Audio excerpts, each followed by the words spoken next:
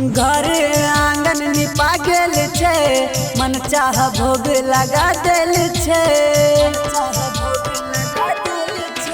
घर आंगन निपा गेल छे, मन चाह भोग लगा देल छे। और के छे पूजाई आसन लगाई करी होत जगराता हो। क्या बता गणपति बापा हो, इस संगही में लक्ष्मी माता हो। क्या बता गणपति बापा हो, इस संगही में लक्ष्मी माता हो।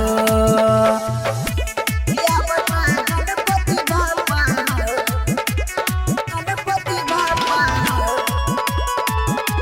इस संगही में लक्ष्मी माता हो। तोरे खातिर भइल छो सब तैयारी, मुसबो सवारी तोहर लागे छो भारी।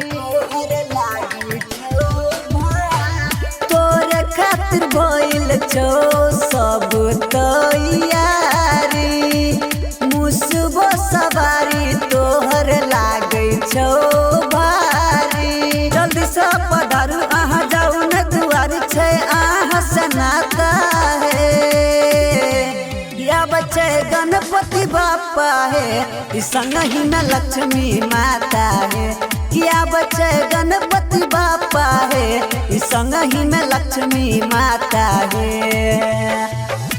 क्या बता गणपति बापा है, गणपति बापा अनुष्का रिकॉर्डिंग स्टूडियो मुंगराहा।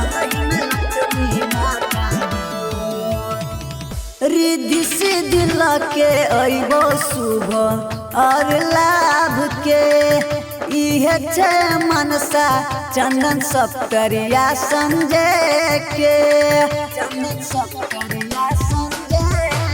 रिद्धि सिद्धि लके अइबो शुभ और लाभ के, इहे छे मनसा चंदन सप्तरिया संजय के।